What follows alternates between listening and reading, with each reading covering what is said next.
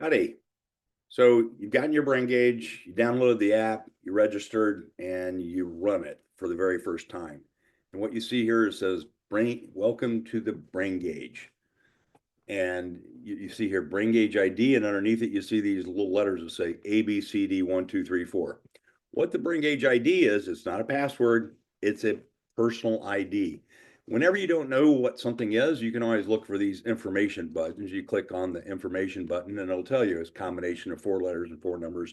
Actually, it's not. It's 8 alphanumeric characters. It can be all letters, all numbers, and they're automatically separated by a hyphen. So I'm going to put in, I'll just make up something. I'm going to go MT01DEMO. Okay, so it can be any combination. Now, what you want to do is have something unique for each patient or each person that is testing. And once that person has that ID, they use the same identification over and over and over. It never changes. Do not enter a new don't enter a new ID for each for someone every time they test, because then it makes it hard to compare their data. You don't know who you're comparing to. So now I'm going to click, and it's going to ask me what's my birth year, and I'm feeling pretty old today, so I'm going to say 1900. None of this stuff matters. I mean, you can fill out the demographic information, you can say male or female, but the most important thing, you do have to have the handedness right. So if you're right-handed, want to test on the right hand, that needs to be right-handed. So now I'm going to click on OK. It's going to come up and it's going to ask you for session notes. If you want to have a notes in here, most people leave this blank, but you just move right on and say OK. And here is your menu. So notice this is the ID that I gave myself. And then we have the brain gauge gym. We'll talk about that later. QuickCheck novice. Never do, if somebody's never used a brain gauge, you have them do QuickCheck novice. QuickCheck is that 90-second test. Now, the standard is the 15 to 20-minute test that we suggest you do for the very first initial test on someone that's never done the brain gauge. It goes through a bunch of stuff, goes through all the tests, but it gives you a place to start. The quick check is the 90-second test. It's really good for just, tracking response to treatments, response to interventions, or just, tracking along every day. The triage and triage plus, those are both subsets of the standard. You can learn more about those well, at the Brain Gauge workshop. We have workshops quite frequently. You should come to those, get trained. Anyway, I'm going to do a quick check. Just going to click on here, and each time, this is just a really quick test. And since I'm talking, I'm going to have horrible scores. But each time I feel a tap on one finger, I respond on the index finger. If somebody gets it wrong, it pops up here and it keeps saying they're getting it wrong. That's because, well, you didn't do the quick check novice and have them get trained. And the training is basically making sure someone knows which finger is the index finger and which finger is the middle finger. Because you feel the tap on the middle finger and you respond on the index finger. And if you don't respond on the index finger, it it says you got it wrong. And so, that's no fun. And then you get a terrible score. So, that's really the only way you can get no score at all is to completely answer wrong each time. Well, you get a score of like 1,000 milliseconds for reaction time, which is pretty slow. Okay, my numbers aren't great because I am sitting here yapping my mouth. But if I slow down and think for a second, my scores aren't quite as bad. But anyway, once they take the test, they get an immediate report. Whoever takes this gets an immediate report, and green is good, red is not so good. Of course, I was talking away. And over here is the tracking. How did we do over the course of time? Okay, patients or people, whoever testing, they have a tendency to stare at their report and want to read everything about it and look at it and think about it. That will kind of sometimes that gets in the way of workflow. So what you do is you have them put in their email and click submit. Now that email has been reported along with some other information about, how, about the information here. In this case, the only two things you got were reaction time, which is, or your speed, it's 253 milliseconds. This is kind of like, it's just a little bit above normative range.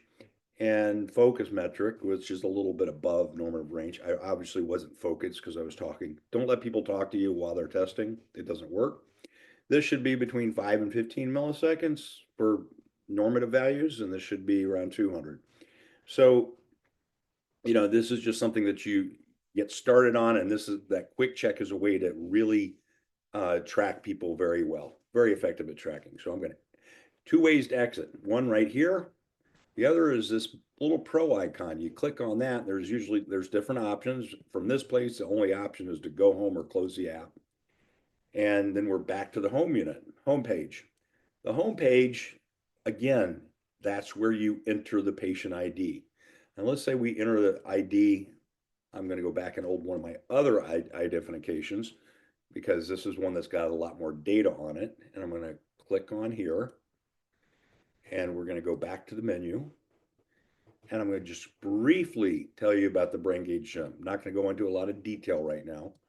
This is just your getting started tutorial. And what it does is you can see this is pre-populated because I've done this before on this particular subject ID. We have the basic page here.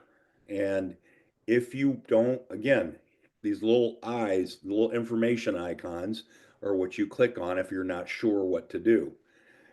The instructions for this is like walking into an exercise room. Each of these is a different exercise.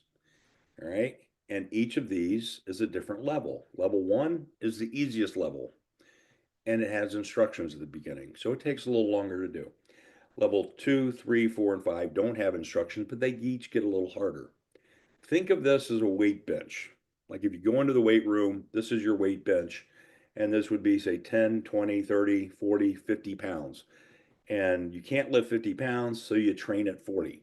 You might train at 40 for 3 days or 3 weeks or even 3 months before you can get to level 5. Now, and the whole point is to try to populate this whole thing with all green. And people do that. And then they move up. So look at the drop. There's a couple things to note about this. And the best way to learn is just take your time and explore. This testing or this training is much less rigorous than the actual test.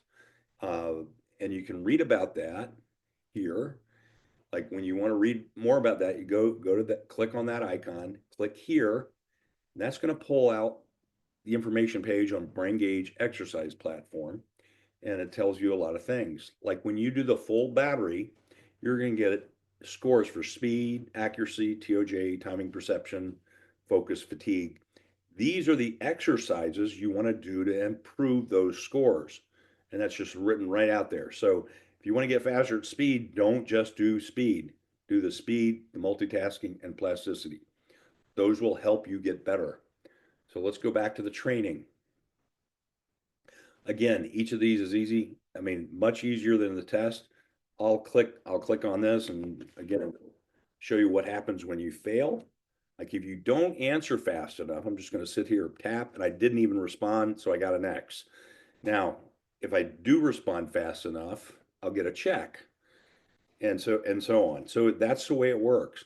And sometimes people say, "Hey, this doesn't work when I get to this level. It doesn't work at all because it just puts an X up and doesn't let me respond."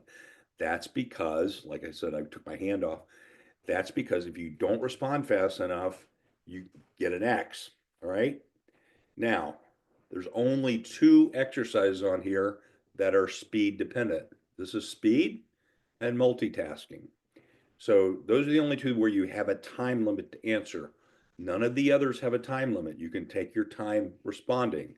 You will get an X mark if you get it wrong. All right, now, just an overview. Basics is what most people will use. Basics Plus are your elite performers. They're the people who get all green on this page right away.